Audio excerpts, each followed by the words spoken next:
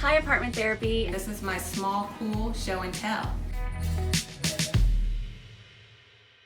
This is one of my favorite pieces in my home. It's a vanity that was in the guest room of my grandparents' house. And when I was a little girl, I used to sit here and do my hair and pretend to do my makeup. So I loved it so much. And after my grandmother passed away, I was fortunate enough to get it. But it didn't quite work for our home, which is a little bit more on the modern side. And this is obviously a little bit more traditional. So the orangey pine color had to go. We painted it a really beautiful blush pink and these gorgeous carved details on the drawers. There's an inlay and a really beautiful carved handle on each drawer. So I decided to do those kind of a really pretty gold. I want to talk to you about my most treasured heirloom. It would have to be this antique pair of barn doors that you see sitting behind me. Sag Harbor in the Hamptons is where I like to vacation now as an adult.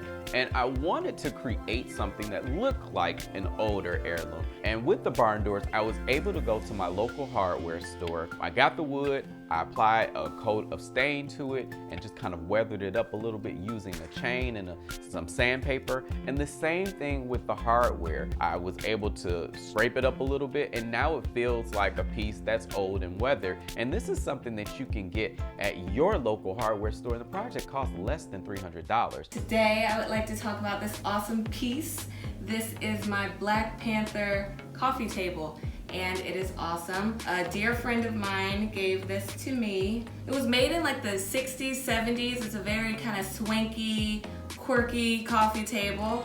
If anyone knows me, they know how much I love weird coffee tables. If it has an animal in it, even better. So when I was gifted this awesome table, I don't know, my heart melted and I just knew that it's gonna be with me forever. I'm sharing with you a modern heirloom from my own home, which is an elephant garden statue that my husband gave me when he proposed back in 2014. And we were trying to find furniture for it, and we found this cute little elephant statue that we didn't need, but I loved anyway. So we didn't get it, and then quite a few weeks later, I opened the front door and there was the elephant statue with a ring on it, and he was proposing. So it's a really special little piece for us, and we hope that one day our kids will also want to put it in their home or even install it in a garden that they have, because it